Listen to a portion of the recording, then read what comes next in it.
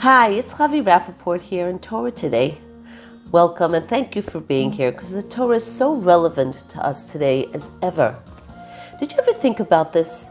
Things that happen in this physical world, are they independent happenings or is there an antecedent, something that occurs first in the spiritual realms? As always, we'll get our answer in the parsha, Vayeishe. Yaacov is en route to his brother Esav with gifts and combat. And then he realizes he's left a few jugs behind and he has to retrace his steps. Goes back alone and in the thick of night is confronted with the angel of Esav, his spiritual counterpart. And they wrestle. The angel fights with him the entire night. And finally before dawn, sees he can't overcome Yaacov and he dislocates his hip. And then he says, the angel says, let me go.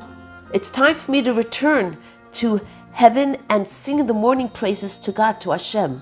And Yaacov, surprisingly, says to him, no, I'm not letting you go until you bless me. That is so absurd. Yaacov has been struggling, grappling with this opponent, with this aggressor the entire night, and finally he is free. Imagine fighting with a thug who's trying to overpower you and finally leaves go and you say, okay, go, leave, go already. But Yaakov says, no, I'm not letting you go until you bless me. What was Yaakov saying? Such a powerful insight here. Yaakov was thinking, Hashem put me through this struggle for an entire night. There must be a blessing, a bracha on the other end. I didn't go through this for nothing. There must be an elevation for me. Somehow I'm going to come out better and stronger and blessed. And so he tells the Malach, he insists, bless me first. And the Malach does. And he says, you're not going to be called Yaakov anymore. You will be called Yisrael. Ki sarita im Elokim ba'anashim v'tuchal. You have fought with God, with the angel of God and man. That means you will overcome Esav as well. So we see, first Yaakov had to grapple and vanquish the angel of Esav, the spiritual counterpart, and then the physical Esav before him. We find a very, very similar thing in the story. Right here, this Shabbat, we commemorate a very, very special day.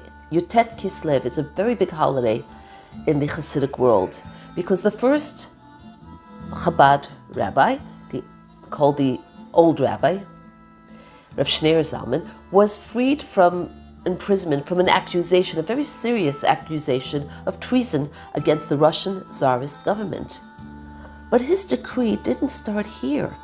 The reason he was incarcerated and the demands on him and the accusations were so intense and severe was because in heaven there was a tremendous, tremendous controversy.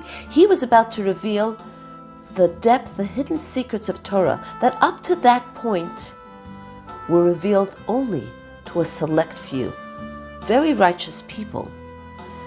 And there was tremendous controversy. Was the world ready for this type of learning, these deep secrets of Torah? Could they handle it? Would they respect it? Would they value it? Would they appreciate? And so while all that was going on in heaven above, down here, the Rebbe was experiencing it as well in prison. And of course we know the outcome. Today, Chassidut, the philosophy of Chabad and the inner workings and understanding of the neshama, the soul, and the Torah and our connection with it and with God, and all that is being taught and learned and practiced and experienced everywhere. So here is our beautiful takeaway. When a challenge, it's a little hard to say this now, that when a challenge comes our way, there is a blessing right through it at the end. We just have to look for it.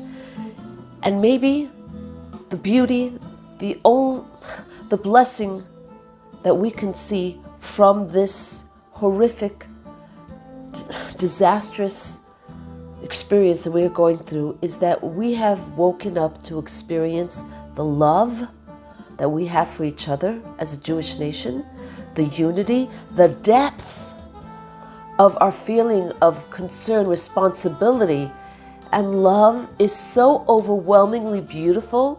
I don't think any of us realize the extent of our oneness, of our Am Echad. And may Hashem bless us that we should truly just feel and see blessing upon blessing upon blessing, and with the ultimate blessing, of course, of Mashiach. Have a beautiful Shabbos, Shabbat Shalom.